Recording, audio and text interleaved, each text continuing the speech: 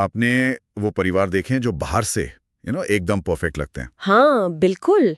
शानदार घर, महंगी गाड़ियाँ। कामयाब बच्चे। सोशल मीडिया पर उनकी तस्वीरें देखकर तो लगता है कि इनकी जिंदगी में कोई कमी हो ही नहीं सकती। और अक्सर सच तो ये है कि दीवारों के पीछे सबसे ज्यादा दरारें उन्हीं के यहाँ होती हैं। मुस्कुराहटें जितनी चौड़ी होती हैं, राज उतनी ही गहरे। एक तरह का परफॉर्मेंस है ये। बिल्कुल, एक शो जो समाज के लिए चलाया जाता है। और आज हम एक ऐसे ही शो के बैक स्टेज में झांकने वाले हैं, 2015 की फिल्म दिल धड़कने दो के जरिए। ये सिर्फ एक ग्लैमरस क्रूज की कहानी नहीं है, ये उस दिखावे, पारिवारिक दबाव और दबे हुए सपनों का एक बहुत गहरा एक्सरे है। और इसकी सबसे दिलचस्प बात पता है क्या है? क्या? कि कहानी हमें कोई इंसान नहीं सुना रहा। हाँ, सूत्रधार है प्लूटो, परिवार का पालतू कुत्ता। बिल्कुल।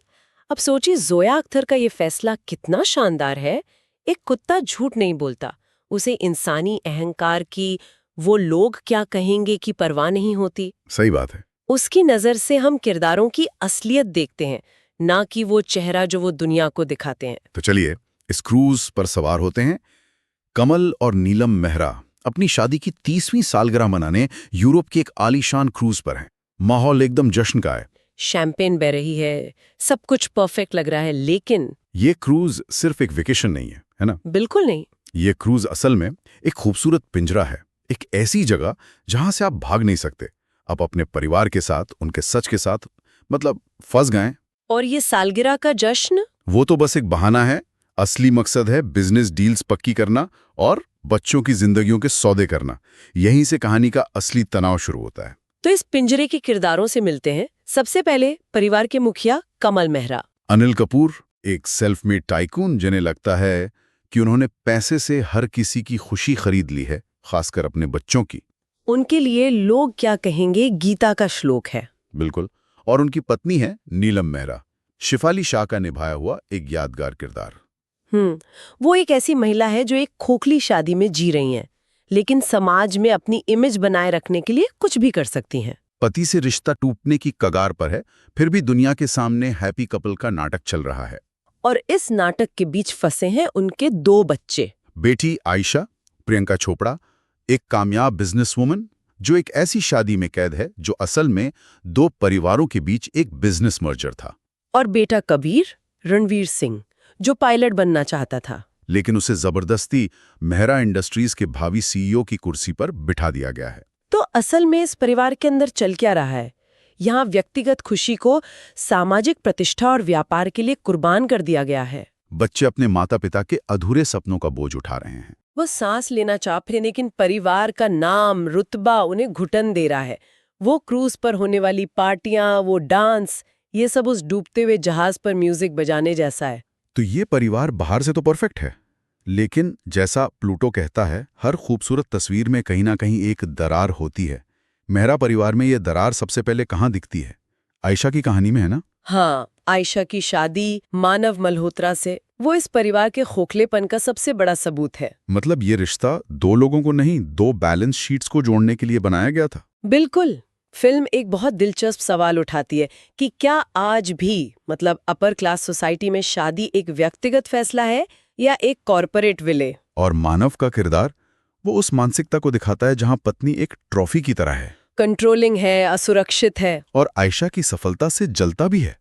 आयशा की जिंदगी एक भावनात्मक जेल बन चुकी है। और फिर क्रूज पर एंट्री होती है सनी की, फरहान अख्तर, आयशा का बचपन का दोस्त। और सनी, वो उसकी नकली मुस्कान के पीछे का दर्द देख लेता है। वो एक ऐसा सवाल पूछता है जो उसके परिवार ने कभी नहीं पूछा। तुम खुश हो? हाँ, और इसी सवाल पर आयशा का सालों से दबा हुआ दर्द बाहर आ जाता है। वो रोते हुए कहती है, मैं खुश नहीं हूँ सनी, मैं बस जिंदा हूँ। ये लाइन, ये इस फिल्म की आत्मा है। ये सिर्फ एक डायलॉग नहीं है, ये लाखों महिलाओं की अनकही कहानी है। और जब सनी उसे तलाक लेने की हिम्मत देता है, तो सबसे बड़ी दीवार कौन खड़ी करता है? उसके अपने माता पिता। हाँ, उनकी पहली चिंता ये नहीं कि उनकी बेटी कितनी तकलीफ में है, नहीं, उनकी चिंता है सोसाइटी क्या कहेगी। तलाक हमारी पारिवारिक प्रतिष्ठा को बर्बाद कर देगा। ये कितना अजीब है, बेटी की जिंदगी से ज्यादा समाज में बनी झूठी इज्जत की परवाह। ये जनरेशन गैप से भी ज्यादा है, ये इमोशनल नेग्लेक्ट है। भावनात्मक उपेक्षा। कमल और नीलम के लिए आयशा एक इंसान से ज्यादा उनके सोशल स्टेटस का एक एक्सटेंशन है। उसकी खुशी उनकी बैलेंस शीट में फिट नहीं होती। और इस परिवार में घुटन का दूसरा चेहरा है कबीर। एक की घुटन शादी में, दूसरे की अपने सपनों को दबाने में। बिल्कुल। आयशा की पहचान एक अच्छी पत्नी और अच्छी बेटी में खो गई है। और कबीर की पहचान कमल मेहरा के बेटे के टैग के नीचे दब गई है। उसका सपना था पायलट बनने का, आसमान में उड़ने का, लेकिन उसके पिता ने उसके पंख काटकर उसे जमीन पर अपने ऑफिस की कुर्सी से बांध दिया है। उसे कभी पूछा ही ना गया, तुम क्या चाहते हो? बस बता दिया गया कि उसे क्या करना है। और इसी घुटन के बीच उसकी मुलाकात होती है फराह से, अनुष्का शर्मा का किरदार। फराह, वो आजादी का प्रतीक है, एक डांसर है, अपनी शर्तों पर जीती है। कबीर को उसमें वो सब कुछ दिखता है जो उसकी अपनी जिंदगी से गायब है। और जैसे ही कबीर को आजादी की एक झलक मिलती है, उसके पिता एक और पिंजरा तैयार कर देते हैं। सबके सामने घोषणा कर देते हैं कि कबीर की शादी नोएडा की एक अमीर लड़की नूरिया से होगी। और वजह? एक और बिजनेस डील। बच्चों को यहाँ मतलब संपत्ति या शतरंज के मोहरों की तरह इस्तेमाल किया जा रहा है, इंसान की तरह नहीं। यहीं पर प्लूटो का एक ऑब्जर्वेशन बहुत सटीक लगता है। वो सोचता है, इंसानों को लगता है दिखावे से खुशी खरीदी जा सकती है, पर असल खुशी आजादी से आती है। और फिर आता है कहानी का वो मोड़ जहां ये सारे दबे हुए ज्वालामुखी एक साथ फट पड़ते हैं। एक पारिवारिक समारोह के दौरान, जब दिखावे का नाटक अपने चरम पर होता है। आयशा हिम्मत करती है। वो सबके सामने खड़ी होती है और कहती है, मेरा पति मुझे कंट्रोल करता है, मैं एक अपमानजनक शादी में हूं। सोचिए, उस पल जो सन्नाटा छाता है वो किसी धमाके से कम नहीं होता। मेहमान हैरान। और माता पिता शर्म से पानी पानी। उन्होंने सालों से जो परफेक्ट फैमिली की इमेज बनाई थी, वो एक पल में टूट कर बिखर जाती है। ये सिर्फ एक बेटी का गुस्सा नहीं है, ये सालों से दबी हुई भावनाओं का विस्फोट है। ये उस परिवार के टूटने का क्षण है जो नियंत्रण पर बना था, कनेक्शन पर नहीं। ये एक विद्रोह है। और आयशा के इस विद्रोह से कबीर को भी हिम्मत मिलती है। हाँ, वो भी खड़ा होता है और घोषणा करता है, मैं ये शादी नहीं करूंगा, मैं अपनी जिंदगी खुद जीऊंगा।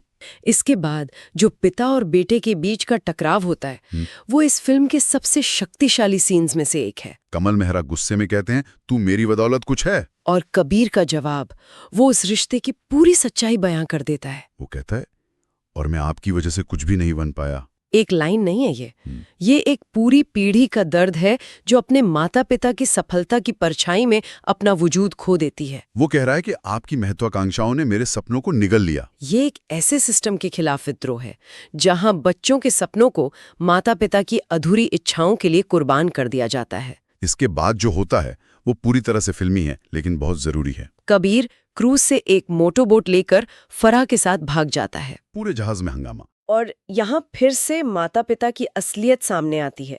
उनकी घबराहट अपने बेटे की सुरक्षा को लेकर कम और मीडिया में होने वाले स्कैंडल को लेकर ज्यादा है। लोग क्या कहेंगे, एक दूसरे का सामना करना पड़ता है बिना किसी मुखौटे के। वो सत्य सत्र शुरू होता है। हाँ, और उस पल आयशा अपनी ताकत वापस लेती है। वो दृढ़ता से कहती है, मुझे तलाक चाहिए और इसके लिए मुझे आपकी इजाजत की जरूरत नहीं है। बिल्कुल।